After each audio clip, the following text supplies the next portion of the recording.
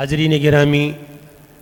مہمانان اعظام کے قیمتی کلمات سے ہم مستفید ہو رہے ہیں۔ اللہ سے دعا بھی ہے کہ ہمارے طلبہ کو اللہ تعالیٰ ان اوصاف کا حامل بنائے۔ آج ہمارے لیے سعادت و افتخار کا موقع ہے کہ ہمارے درمیان میں صاحبزادہ امیر الہند رابع نواسہ شیخ الاسلام، علم و عمل کے کوہ ہمالیہ، خلوص و تقویٰ کا درخشندہ ستارہ، دینی تعلیمی بورڈ اتر پردیش کے صوبہ اتر پردیش کے صدر جامعہ اسلامیہ امروہہ کے شیخ الحدیث حضرت مولانا سید محمد عفان صاحب منصور پوری دامت برکاتہم العالیہ تشریف فرما ہیں۔ یہ الگ بات ہے کہ خاموش کھڑے رہتے ہیں، پھر بھی جو لوگ بڑے ہیں وہ بڑے رہتے ہیں۔ ایسے درویشوں سے ملتا ہے ہمارا رشتہ، ایسے درویشوں سے ملتا ہے ہمارا شجرہ، جن کے جوتوں میں کئی تاج پڑے رہتے ہیں۔ میں ہمارے نہایت مشفق استاذ محترم حضرت مولانا مفتی صاحب سے درخواست کرتا ہوں کہ اپنے خطاب عالی سے ہم سب کو مستفید فرمائیں۔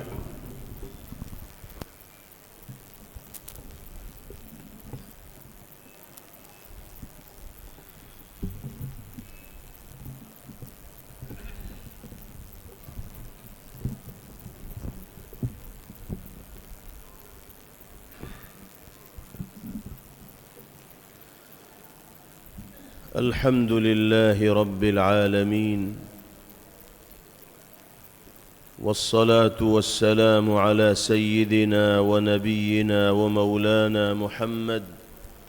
وعلى آله وأصحابه الطيبين الطاهرين. أما بعد، فعن أبي قلابة رضي الله تعالى عنه أنه قال قال رسول الله صلى الله عليه وسلم: من شهد القرآن حين يفتح فكأنما شهد فتحا في سبيل الله، ومن شهد القرآن حين يختم فكأنما شهد الغنائم تقسم، أو كما قال صلى الله عليه وسلم۔ حضرت صدر محترم دامت برکاتہم، قابل احترام حضرات علماء کرام،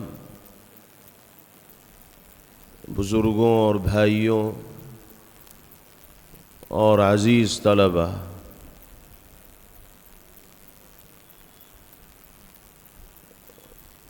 بڑی مفید اور قیمتی باتیں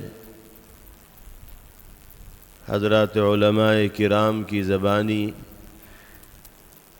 ہم سب کو اس مبارک موقع پر سننے کا شرف حاصل ہوا۔ بالخصوص مخدوم گرامی حضرت مولانا مفتی شبیر احمد صاحب قاسمی دامت برکاتہم العالیہ، شیخ الحدیث و صدر مفتی جامعہ قاسمیہ مدرسہ شاہی مراد آباد نے موضوع سے متعلق شرح و بسط اور تفصیل کے ساتھ قرآنی اور نبوی پیغامات ہم سب کے سامنے پیش فرمائے۔ اللہ تعالی حضرت والا کی عمر میں صحت و عافیت کے ساتھ برکت عطا فرمائیں اور آپ کے فیوض سے دیر تک امت کو مستفید ہونے کے مواقع میسر فرمائیں۔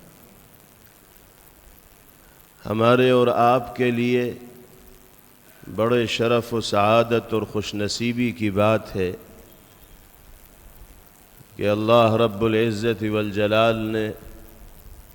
اپنے اس مقدس اور پاکیزہ گھر میں اس عالی اور رفیع المرتبت نسبت پر جمع ہونے کی سعادت میسر فرمائی ہے کہ جس سے بلند مرتبہ نسبت کسی انسان کے لیے کوئی دوسری نہیں ہو سکتی، اور وہ نسبت اللہ کے کلام کی ہے۔ آپ نے دیکھا کہ وہ عزیز اور خوش نصیب طلبہ جنہوں نے اس مدرسے میں زیر تعلیم رہ کر اپنے قلوب میں آیات قرآنیہ کو باری تعالیٰ کے فضل و کرم سے محفوظ کیا، جو حافظ قرآن بنے،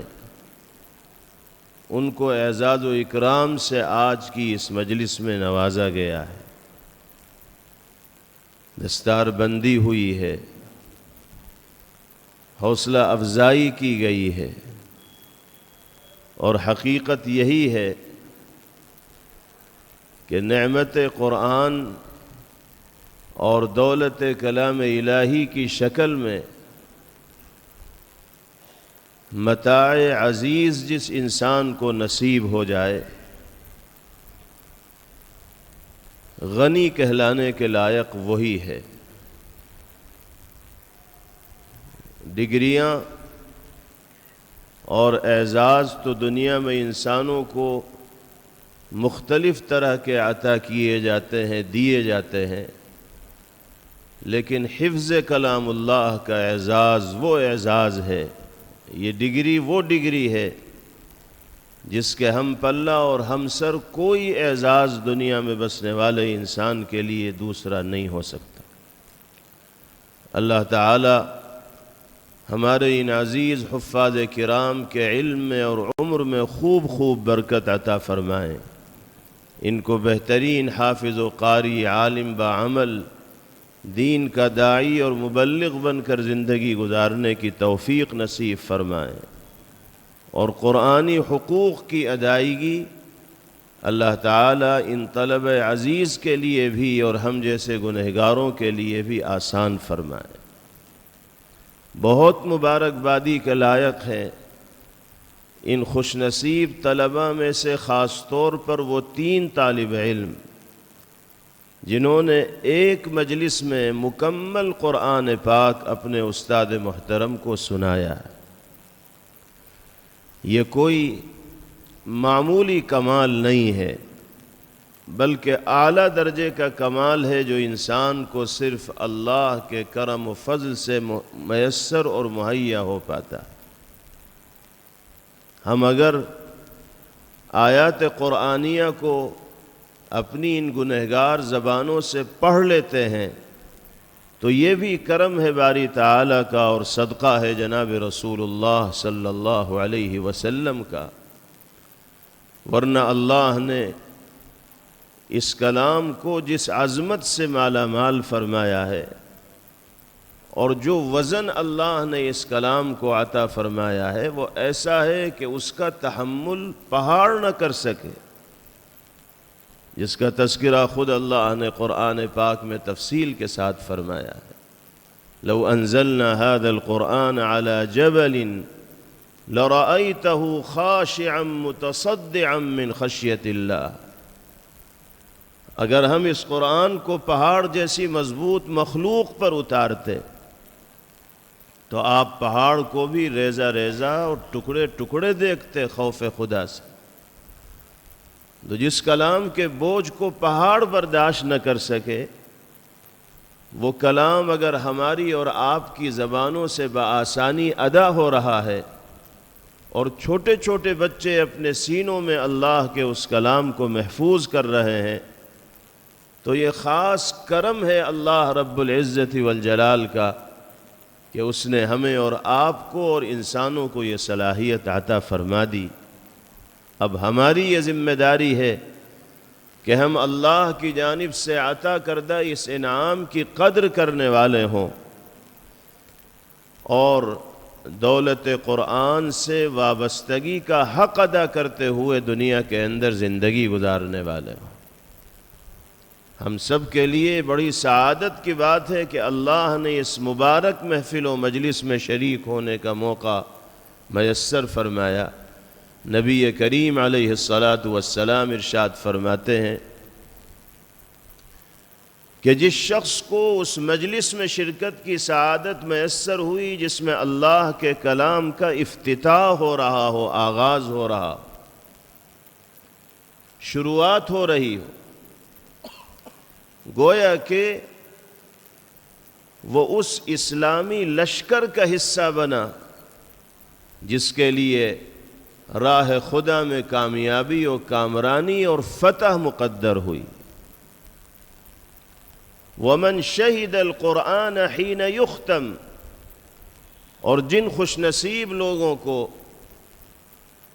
ان محفلوں اور مجلسوں میں شرکت کی سعادت میسر ہو رہی ہے جس میں اللہ کے کلام کی تکمیل عمل میں آ رہی ہو، اختتام ہو رہا ہو، گویا کہ وہ خوش نصیب لوگ اس اسلامی لشکر کا حصہ بن رہے ہیں جس لشکر کے ہاتھ غنیمت کا مال آیا ہے، اور مال غنیمت کا حصول کامیابی کی علامت و نشانی ہوا کرتی ہے۔ ایسی مبارک مجلسوں میں شریک ہونے والا ہر شخص اللہ کی جانب سے اجر و ثواب کا اور انعام و اکرام کا مستحق ہوگا۔ اس مجلس میں ایک دو نہیں بلکہ متعدد طلبہ عزیز نے اللہ کے مقدس کلام کی تکمیل کی ہے، تو اس کے انوار و برکات کا تو کوئی ٹھکانہ نہیں۔ اللہ کا کرم ہے کہ اس نے ہمیں اور آپ کو شریک ہونے کی سعادت میسر فرمائی۔ اس موقع پر ہم اپنے ان عزیز طلبہ عزیز سے بھی یہ گزارش کرنا چاہیں گے اور خود اپنے نفس کو مخاطب کر کے بھی یہ کہنا چاہیں گے، اور یہاں موجود اپنے ایمانی بھائیوں سے بھی یہ عرض کرنا چاہیں گے کہ اللہ نے اگر اپنے فضل و کرم سے قرآن مقدس سے ہمیں مناسبت عطا فرمائی ہے تو ہماری پوری زندگی کلام الہی کے حقوق کی ادائیگی کے سلسلے میں سنجیدگی کے ساتھ گزرنی چاہیے، اور حتی الامکان اس کی کوشش کرنی چاہیے کہ کوئی عمل ہماری ذات سے ایسا سرزد نہ ہو، صادر نہ ہو جو اللہ رب العزت والجلال کے مقدس اور پاکیزہ کلام کے حقوق کی پامالی کے مرادف ہو۔ سب سے پہلی بات تو یہ ہے کہ کثرت کے ساتھ تلاوت کلام الہی کا معمول ہم سب کو بنانا ہوگا، حفاظ کرام کو بھی، ناظر خواں حضرات کو بھی، اور ان تمام لوگوں کو جن کا ذہن و دماغ نور ایمانی سے منور ہے، جو قرآن کی حقانیت و صداقت پر ایمان لانے والے ہیں، ان کو یہ عہد کرنا ہوگا کہ ان کی زندگی کا کوئی دن ایسا نہ گزرے جس میں وہ باقاعدہ باضابطہ کچھ دیر ہی کے لیے صحیح اللہ کے کلام کی تلاوت کرنے والے نہ ہوں۔ اس لیے کہ یاد رکھیے قرآن پاک کو ہماری اور آپ کی کوئی ضرورت نہیں، ہمیں اور آپ کو اللہ کے کلام کی ضرورت ہے۔ اللہ نے کلام الہی کو اس روحانی غذا کی حیثیت عطا فرمائی ہے کہ جس کے بغیر انسانی روح کو وہ زندگی حاصل نہیں ہو سکتی جو زندگی مطلوب ہے۔ جیسے دنیاوی زندگی کے لیے آکسیجن کی درکار ہوتی ہے، ضرورت ہوتی ہے، اس کے بغیر انسان کی دنیاوی زندگی کی گاڑی پٹری پر نہیں چل سکتی۔ اسی طریقے سے روحانی اعتبار سے اگر ہمیں اپنے آپ کو زندہ رکھنا ہے، متحرک و سرگرم رکھنا ہے، تو اللہ کے کلام سے رشتے کو مضبوط سے مضبوط تر رکھنا ہوگا،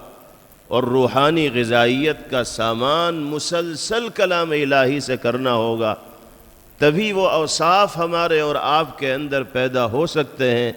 کہ جن اوصاف کے حامل لوگ اللہ کی نگاہ میں مقرب بنتے ہیں۔ حضرت مفتی صاحب دامت برکاتہم تقوی کی صفت اختیار فرمانے کی تلقین آیات قرآنیہ اور احادیث نبویہ کی روشنی میں فرما رہے تھے۔ کلام الہی سے وابستگی کے جہاں بہت سے فوائد ہیں، ان میں بنیادی فائدہ یہ ہے کہ جس خوش نصیب کو اللہ اپنے مقدس کلام کے حق کی ادائیگی کی توفیق مرحمت فرماتے ہیں، اس کا دل خوف الہی سے آباد ہوتا ہے، گناہوں کی نفرت دل کے اندر آنے لگتی ہے، سنتوں سے اور طاعات سے محبت ہونے لگتی ہے، ذکر کی حلاوت اس کو نصیب ہوتی ہے، تلاوت کا لطف اس کو حاصل ہوتا ہے، اللہ کے کلام کو سننے میں بھی چاشنی محسوس ہوتی ہے اور پڑھنے میں بھی مزہ آتا ہے۔ کثرت کے ساتھ تلاوت کا معمول رکھا جائے، کیونکہ اگر تلاوت میں غفلت برتی گئی تو مہمان کی شکل میں جو نعمت اللہ نے قرآن کی حیثیت سے عطا فرمائی ہے وہ منہ موڑ لے گی۔ حضور پاک علیہ الصلاۃ والسلام صحابہ کرام رضوان اللہ علیہم اجمعین سے فرمایا کرتے تھے، تعاہدوا هذا القرآن فوالذی نفس محمد بیدہ لہو اشد تفلتا او تفصیا من الابل فی عقلها۔ قرآن پاک کی نگرانی رکھا کرو، نگہداشت رکھا کرو، پڑھتے پڑھاتے رہا کرو، تلاوت کا معمول بنا کر رکھا کرو، اس لیے کہ قسم اس ذات کی جس کے قبضے میں محمد کی جان ہے، رسی توڑا کر بھاگنے والے اونٹ سے زیادہ تیزی کے ساتھ قرآن انسانی دلوں سے رخصت ہو جاتا ہے۔ بڑی محنت و جد و جہد کے ساتھ آپ نے حفظ کیا، آیات قرآنیہ کو اپنے سینوں میں محفوظ کیا۔ حضرات اساتذہ کرام کی لگن و جد و جہد اور دلچسپی کے نتیجے میں کامیابی کی اس منزل تک رسائی آپ کے لیے ممکن و آسان اللہ کے کرم سے ہو سکی۔ اب آپ کی یہ ذمہ داری ہے کہ زندگی کی آخری سانس تک، آخری لمحوں تک حفظ کلام اللہ کی اس صفت کو نہ صرف یہ کہ برقرار رکھنا ہے بلکہ اس میں جلا پیدا کرنے کی کوشش کرنی ہے، اور جلا اسی وقت پیدا ہو پائے گا جب تلاوت کا کثرت کے ساتھ اہتمام رہے گا۔ حفاظ کرام کو طے کرنا ہوگا کہ روزانہ کم سے کم 3 پارے تلاوت کرنے ہی کرنے ہیں۔ 3 نہیں ہو پا رہے ہیں 2 کیجئے، 2 نہیں ہو پا رہے ہیں تو 1 پارے کی تلاوت کو تو لازمی تصور کریں حفاظ کرام، ورنہ اللہ کا یہ کلام اس انداز میں ذہن و دماغ کے اندر باقی نہیں رہ پائے گا جس انداز میں باقی رہنا چاہیے۔ افسوس کے ساتھ کہنا پڑتا ہے کہ ہم جیسے بہت سے گنہگار ایسے ہیں کہ جن کی زندگی میں پورا سال گزر جاتا ہے اور ہمیں ایک دور قرآن پاک کا مکمل کرنے کی توفیق نہیں ہوتی، کئی مہینے گزر جاتے ہیں اور اللہ کا کلام کھول کر پڑھنے کی توفیق نہیں ہوتی۔ کتنے حفاظ کرام ایسے بھی آپ کو سماج و معاشرے میں ملیں گے جن کے سروں پر اعزاز و اکرام کی دستار حافظ قرآن پاک ہونے کی مناسبت سے باندھی گئی، لیکن اس کے بعد انہوں نے قرآن پاک سے ایسی غفلت کا مظاہرہ کیا کہ آج اللہ کا کلام ان کے سینوں میں محفوظ نہ رہا۔ کہنے کو تو وہ حافظ ہیں لیکن عملی طور پر حفظ کا مظاہرہ کرنے میں وہ کامیاب نہیں ہیں۔ جناب رسول اللہ صلی اللہ علیہ وسلم ارشاد فرماتے ہیں، عرضت علی ذنوب امتی فلم ار ذنبا اعظم من سورة من القرآن او آیہ اوتیہا رجل ثم نسیہا۔ جس طرح قرآن پاک حفظ کرنا یہ اعلیٰ درجے کی سعادت ہے، قرآن پاک کی تلاوت کا سلیقہ سیکھ لینا بڑے اعزاز کی بات ہے، ایسے ہی قرآن پاک کی تلاوت کا سلیقہ سیکھنے کے بعد یا آیات قرآنیہ کو یاد کر لینے کے بعد غفلت و بیزاری کا مظاہرہ کرتے ہوئے اس سے محروم ہو جانا یہ بڑے پرلے درجے کا گناہ بھی ہے۔ حضور پاک علیہ الصلاۃ والسلام نے فرمایا کہ میری امت کے گناہ میرے سامنے پیش کیے گئے، میں نے جب امت کے گناہوں پر نگاہ ڈالی تو مجھے اس گناہ سے بڑھ کر کوئی گناہ نہ ملا کہ کسی انسان کو قرآن پاک کی کوئی سورت سکھلا دی گئی، کوئی آیت مبارکہ سکھلا دی گئی، پھر وہ اس کو بھلا بیٹھا۔ میں نے امت کے نام اعمال میں اس سے زیادہ بڑا گناہ کوئی دوسرا نہیں دیکھا۔ اس سے یہ اندازہ لگانا مشکل نہیں ہے کہ جناب رسول اللہ صلی اللہ تعالی علیہ وسلم کیا ترغیب دینا چاہتے ہیں، کس طرح کا شوق قرآن پاک کے حوالے سے پیدا کرنا چاہتے ہیں، اور قرآن مقدس سے وابستگی کے سلسلے کو تا دم آخری کس طرح آپ جاری و ساری رکھنا چاہتے ہیں۔ اس لیے ہمارے حفاظ کرام بھائیوں کو خاص طور پر اور تمام اہل ایمان کو عمومی طور پر قرآن پاک کی تلاوت کا کثرت کے ساتھ اہتمام کرنا ہوگا اور معمول بنانا ہوگا روزمرہ کا۔ اللہ تعالی اس حق کی ادائیگی ہم سب کے لیے آسان فرمائے۔ جناب رسول اللہ صلی اللہ علیہ وسلم نے ارشاد فرمایا، اقرأوا القرآن فإنه يأتي يوم القيامة شفيعا لأصحابه۔ قرآن پاک پڑھا کرو، قرآن کی تلاوت کا اہتمام کیا کرو، اس لیے کہ قیامت کے دن اللہ کا یہ کلام ان لوگوں کے حق میں شفیع اور سفارشی بن کر آئے گا جو دنیا میں اس کا حق ادا کیا کرتے تھے، تلاوت کا اہتمام کیا کرتے تھے۔ جس طرح تلاوت کا اہتمام کرنا ضروری ہے، ایسے ہی اس سلسلے میں بھی کوشش کرنا ضروری ہے کہ ہم یہ سمجھ سکیں کہ اللہ اپنے کلام میں کیا ارشاد فرما رہے ہیں۔ آیات قرآنیہ کے معانی اور مفاہیم کو سمجھنے کی کوشش کرنا، یہ بھی حقوق قرآنیہ میں سے ایک بنیادی حق ہے۔ اگر ہم صرف تلاوت پر توجہ دیتے رہیں گے اور آیات قرآنیہ کے معانی اور مفاہیم کو سمجھنے کی کوشش نہیں کریں گے تو قرآن پاک کو اس حیثیت سے چھوڑنے والوں میں ہمارا بھی شمار ہوگا۔ قرآن پاک سے غفلت برتنے والے صرف وہی نہیں ہیں جو تلاوت سے غفلت برت رہے ہیں۔ صبح و شام تلاوت کا اہتمام کرنے والے وہ لوگ جو آیات قرآنیہ کے معانی اور مفاہیم کو سمجھنے کا شوق اپنے دل کے اندر نہیں رکھتے، وہ بھی ایک حیثیت سے قرآن پاک چھوڑنے کی طرف جا رہے ہیں۔ اس لیے کم از کم دلچسپی تو ہونی چاہیے ہمارے اور آپ کے ذہنوں میں آیات قرآنیہ کے معانی اور مفاہیم کو سمجھنے کی۔ اللہ نے صلاحیتیں سب کو عطا فرمائی ہیں، ہم کوشش کریں گے تو بآسانی قرآنی مطالبات کو اور مقتضیات کو سمجھ لیں گے۔ اللہ نے وعدہ فرمایا ہے وَلَقَدْ يَسَّرْنَا الْقُرْآنَ لِلذِّكْرِ فَهَلْ مِن مُدَّكِرٍ۔ ہم نے قرآن کو ذکر یعنی تلاوت کے لیے بھی آسان کیا،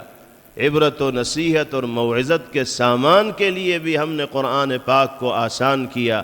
کوئی پڑھنے کی کوشش کرے گا تو پڑھنا ہم اس کے لیے آسان کریں گے، سمجھنے کی کوشش کرے گا ہم سمجھنا اس کے لیے آسان کریں گے۔ آئے تو کوئی میدان میں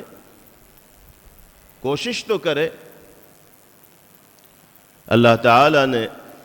قرآن پاک میں ارشاد فرمایا ہے کہ ہم نے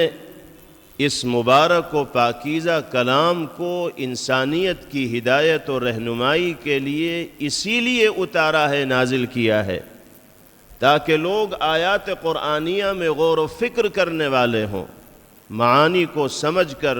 اس کے تقاضے کے مطابق زندگی گزارنے والے ہوں۔ حضرت عبداللہ ابن مسعود رضی اللہ عنہ ارشاد فرمایا کرتے تھے انزل علیکم القرآن لتعملوا به، قرآن پاک تمہارے درمیان اتارا ہی اس لیے گیا ہے تاکہ تم قرآنی ہدایات و تعلیمات کے مطابق دنیا کے اندر زندگی گزارو۔ جب تک ہم سمجھیں گے نہیں کہ قرآن کہہ کیا رہا ہے، اس وقت تک قرآنی ہدایات پر عمل کرنا بھی ہمارے لیے ممکن اور آسان نہیں ہو پائے۔ اس لیے جن مساجد میں حضرات علماء کرام درس قرآن کا اہتمام فرماتے ہیں، تفسیری مجلسیں منعقد ہوتی ہیں،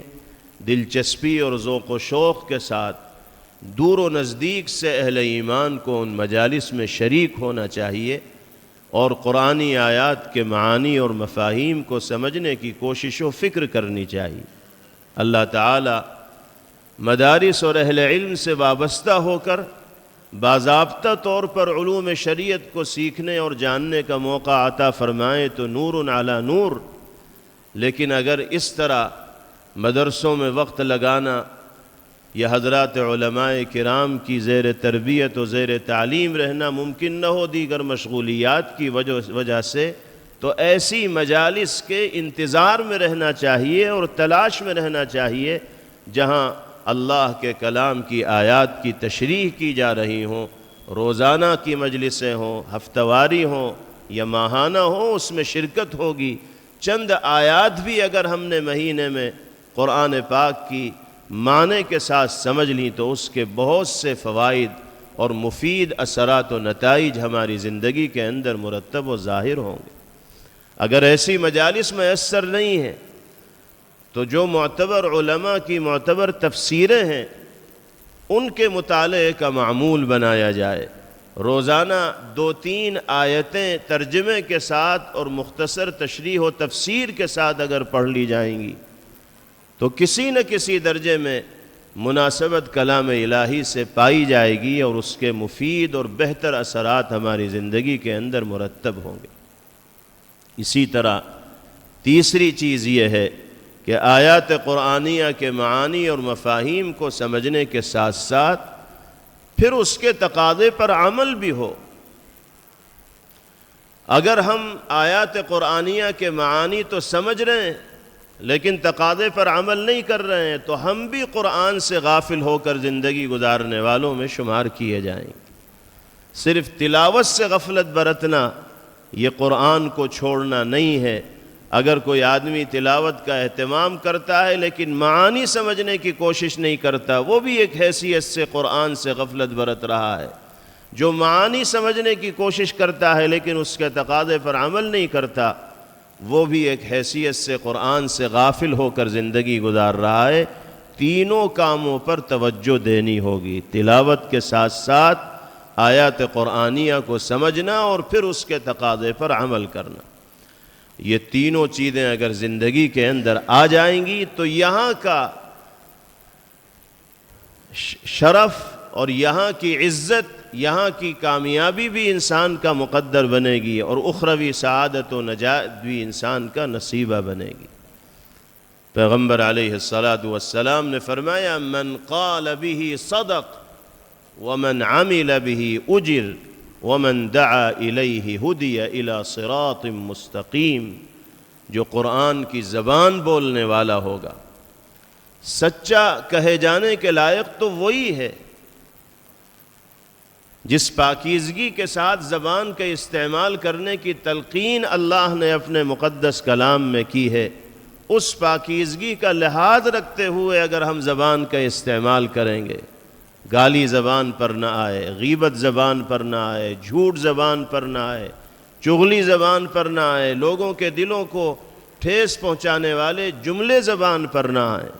اللہ کے ذکر سے، قرآن کی تلاوت سے، محبت بھری، پیار بھری، سنجیدہ، مہذب اور باوقار گفتگو سے ہماری زبان اگر مزین و آراستہ رہے گی تو ہم پیغمبر علیہ السلام کے اس ارشاد گرامی کے مستحق بنیں گے، اس بشارت کے مستحق بنیں گے کہ من قال به صدق، جو قرآن کی زبان بولے گا، سچ بولنے والا تو وہی ہوگا، صادق تو اسی کو قرار دیا جائے۔ ومن عمل به اجر، اور جو قرآنی ہدایات و تعلیمات پر عمل کرنے والا ہوگا، ماجور وہی ہوگا، ثواب کا حقدار وہی ہوگا، انعام و اعزاز و اکرام سے اسی کو نوازا جائے۔ ومن دعا الیہ ہدی الی صراط مستقیم، اور جو قرآن کی دعوت دے گا، قرآن کی طرف بلائے گا، قرآن کی تلاوت کا سلیقہ لوگوں کو سکھائے گا، آیات قرآنیہ کے معانی اور مفاہیم کو سمجھانے کی کوشش کرے گا اور قرآنی ہدایات کے مطابق زندگی گزارنے کا لوگوں کو پابند بنائے گا، اس کی رہنمائی صراط مستقیم کی جانب کر دی گئی۔ یہ جو مدارس اسلامیہ ہیں، مکاتب دینیہ ہیں، حضرات علماء کی جماعت ہے، یہ وہی پلیٹ فارم ہیں، وہی پاکیزہ نفوس ہیں جو دعوت الی القرآن کا اہم فریضہ انجام دے رہے ہیں۔ آپ مدارس سے وابستہ ہوں گے، علماء سے مربوط ہوں گے، کلام الہی کی تلاوت کا سلیقہ آپ کو آئے گا، آیات قرآنیہ کے معانی سمجھنے کا ملکہ بھی آپ کے اندر پیدا ہوگا، اور پھر ان کی تربیت میں رہنے کے نتیجے میں عملی اعتبار سے بھی صلاح زندگی کے اندر نمایاں ہوگی، اور قرآنی ہدایات و تعلیمات پر عمل پیرا ہو کر زندگی گزارنا آسان ہو جائے گا۔ خلاصہ یہ ہے کہ اللہ نے ہمیں قرآن مقدس سے مناسبت عطا کی ہے، تو کامل قدردانی کے ساتھ ہماری اور آپ کی زندگی گزرنی چاہیے۔ نبی کریم علیہ السلام فرماتے ہیں لا يحل لصاحب القرآن ان يحد مع من حد وان يجهل مع من جهل وفي جوفه کلام اللہ۔ جس انسان کو اللہ نے قرآن سے ادنا درجے کی مناسبت عطا فرما دی، حافظ قرآن ہونا تو بہت اعلیٰ درجے کی چیز ہے، آیات قرآنیہ کے معانی اور مفاہیم کو سمجھ لینا اور اس کے مقتضا پر عمل کرنا نور علی نور ہے۔ اللہ نے قرآن کی حقانیت و صداقت پر بھی ایمان لانے کا موقع عطا فرما دیا، قرآن سے وابستہ فرما دیا، قرآن سے مناسبت پیدا فرما دی، تو اب کسی ایمان والے کو یہ چیز زیب دینے والی نہیں ہے کہ اس کی زبان تلخی کا مظاہرہ کرنے والی ہو، تلخ زبانی کا جواب دیتے ہوئے، بدتمیزی کا اور بدتہذیبی کا مظاہرہ کرنے والی ہو، کسی بدتمیز آدمی سے سامنا کرتے ہوئے۔ وفی جوفہ کلام اللہ، جبکہ اس کے دل میں اللہ کا کلام ہے، سینے میں اللہ کا کلام ہے، نسبت اس کی قرآن کے ساتھ ہے۔ تو اگر قرآن کے ساتھ نسبت ہے تو اس نسبت کا تقاضا یہ ہے کہ گالی کا جواب گالی سے نہ دیا جائے، بدتمیزی کا جواب بدتمیزی سے نہ دیا جائے، جہالت کا مظاہرہ کرنے والے لوگوں کے منہ نہ لگا جائے، بلکہ ان کو نظر انداز کر دیا جائے، اور قرآنی ہدایت اور دستور کے مطابق زندگی گزاری جائے۔ فرمایا گیا خذ العفو وأمر بالعرف وأعرض عن الجاہلین، درگزر سے کام لیا جائے، بھلائی کا حکم لوگوں کو دیتے رہیے، اور جہالت و بدتمیزی کا مظاہرہ کرنے والے لوگوں کے منہ ہی نہ لگیے، ان سے اعراض کیجیے اور کنارہ کش ہو جائیے۔ اللہ تعالی ہم سب کو جملہ قرآنی حقوق کی ادائیگی کی توفیق نصیب فرمائیں۔ اس اجتماع کو اللہ ہر اعتبار سے مبارک و مسعود اور بامقصد بنائیں، اور حضرات علماء کرام کے جو بیانات ہمارے سامنے آئے ہیں، اللہ ان سب پر عمل ہم سب کے لیے آسان فرمائیں۔ وآخر دعوانا ان الحمد للہ رب العالمین۔ جزاک اللہ کی چشمم باز کر دی، مرابا جان جانا ہمراز کر دی۔ حضرت والا کے انتہائی ممنون و مشکور ہیں کہ آپ نے اپنی عدیم الفرصتی اور شب و روز کی گوناگوں مصروفیات کے باوجود ہماری حقیر دعوت کو قبول فرمایا، اور ہم چھوٹوں کی دلجوئی اور حوصلہ افزائی کی خاطر آپ نے ہمارے پروگرام میں شرکت فرما کر اور بہترین اور قیمتی خطاب فرما کر آپ نے ہمارے اوپر بڑی کرم فرمائی کی۔ اللہ سے دعا گو ہوں کہ باری تعالیٰ آپ کی عمر دراز فرمائے،